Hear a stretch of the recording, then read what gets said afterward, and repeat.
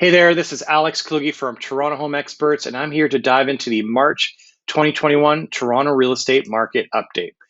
What's happening in the market today? Well, right now we're going to dig into what's happening in March 2021 and comparing it to March 2020. Now, I want to just remind everyone what happened for real estate in March 2020 is we really didn't have a full month of activity when we're comparing to what happened last year. As you all remember, we had the pandemic was officially labeled a pandemic here in Canada in mid-March, and the real estate market really just stopped, right? So we saw sales just really dry up for the last, call it 2 weeks of March. A lot of properties were taken off the market. So really, when we're comparing this month to last year, same period, numbers are a little bit skewed. So take that with that perspective in mind. So there you go. Sales are up 97%. Well, I mean, again, we're comparing a full month of March to really a partial month in March. And people last year, I remember, I mean, no one really knew what to expect. This is, this was a lot of sellers were scared, and as were buyers. Stock market really dropped significantly over this period. And, we really didn't know what effect would happen with mortgages. And there was a heightened sense of fear. So absolutely, this is not surprising that we're seeing these numbers. And really, we're going to see this trend, I would say, through April and May. So when we're comparing May 2020 to May 2021, we're going to see a similar trend, although May started to normalize a little bit. And I would say June was a lot more of a, quote unquote, normal market in that way. So, but active listings, which is super interesting, it's actually flat. So we had a huge surge in sales volume, sales activity. Number of active listings is flat. So why is that? Well, as I said, I think this is a snapshot of where we are at the end of the month. So last year, I felt there was a lot of sellers that took their properties off the market. So really, this isn't an actual, apples to apples comparison. It's hard to say exactly what the numbers would look like had we, had a lot of the sellers not taking their properties off the market. But still, it shows us that, relative to sales volume, this is actually showing that, with this large gap between sales activity and active listings, there's no surprise that there's an upward pressure in price. And that's typically what happens in this type of market.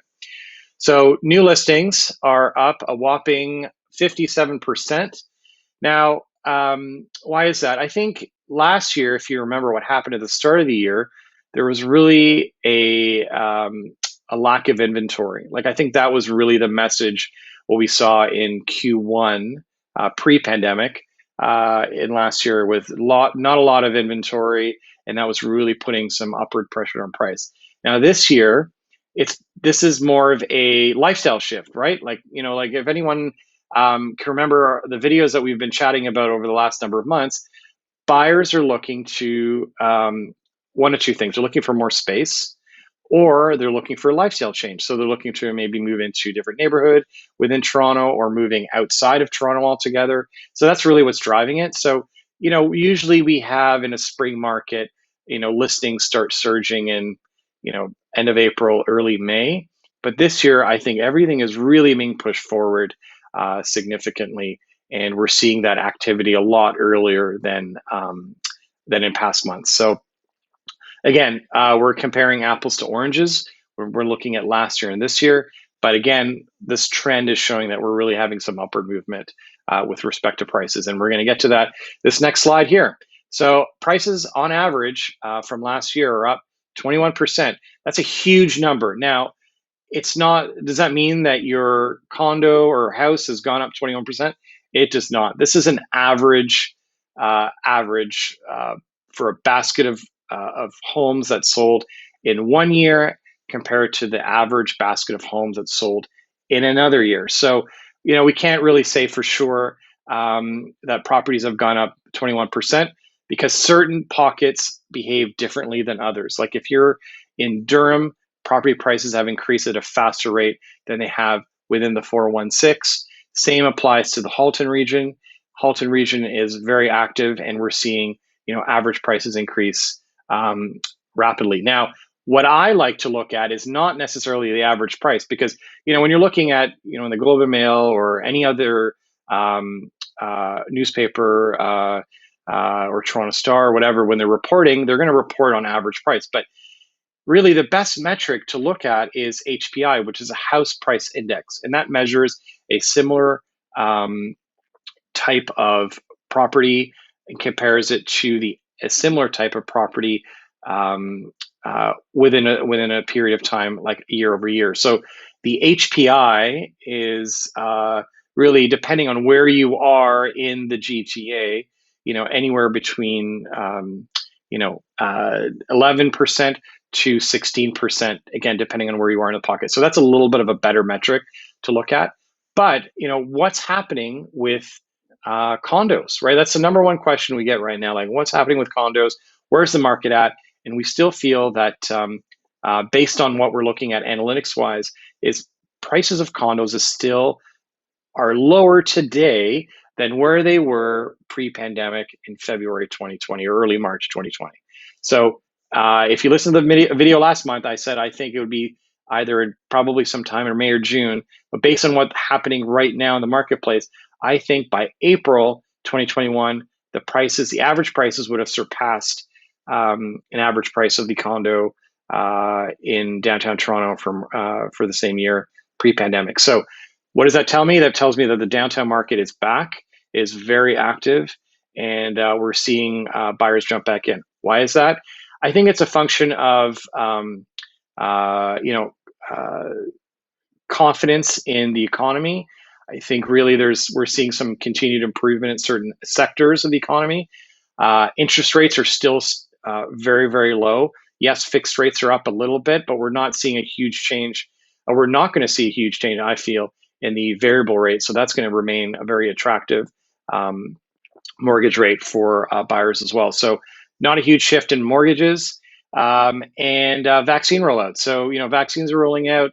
We're hopefully going to see, the majority of Canadians vaccinated by the end of June, in which case that'll renew sort of activity and vibrancy to the downtown market. So that's something to consider when we're looking at the downtown market altogether.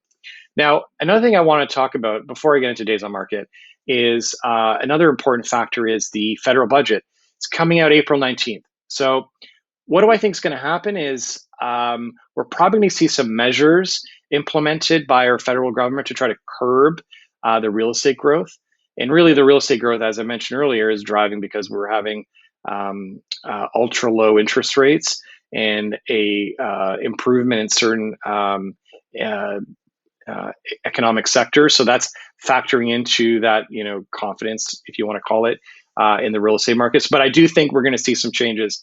So the stress test was just announced. An increase in the stress test was effective June 1. So that's for all non-insured mortgages. Probably we're going to see something similar for insured mortgages. We're going to see it. We're going to see some policies take effect that's going to make it a little bit harder to purchase real estate, and that's going to be the federal government's answer to trying to create a more balanced market. So we'll see. So we're recording this in early April. We'll find out what happens April 19th, but that could have an effect certainly of the market moving forward. So days on market is crazy. We're down 23%. Again, days on market only factors in the average of properties that have sold. So when we're looking at March 2020, it does not factor in the properties that have not sold, right? Because if it doesn't sell, there's no days on market. It's not counted as a sale. But days on market or properties are taken off the market is another thing to factor in, which we had in March. But March 2021, we have an average days on market, which is 10, which that's for the average of the whole GTA, which is extremely low. And again, driven by the confidence that we have in Toronto real estate in general, and in the 416 and through the 905 as well. Okay, months of inventory. Everyone knows this is one of my favorite stats to look at, and we are down again to 1.4, and that's the average for Toronto. Like, that's unbelievably low when we're comparing it to even previous months. So My prediction is I think we're going to see a slight uptick in this number as we approach the spring market. Like when we're seeing the spring come into effect, we're going to see, I think, an increase, a moderate increase of listings. And so there shouldn't be a surprise when we're going to probably, maybe be similar to where we were last March at 1.9, or maybe covering around the 2, which is still incredibly low by historical standards.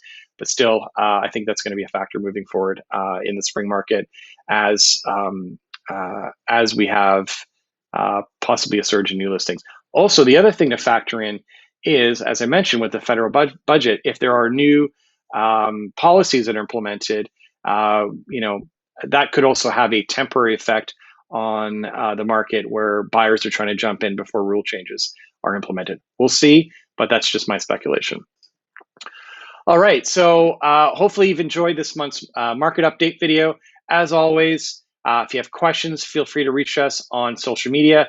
Send us an email, visit us on our website or all our social channels. We're always available here to answer any questions and how these market stats affect your specific property, location, neighborhood. We're happy to answer your questions. So thanks again for tuning in, and we'll see you next month. Thanks so much.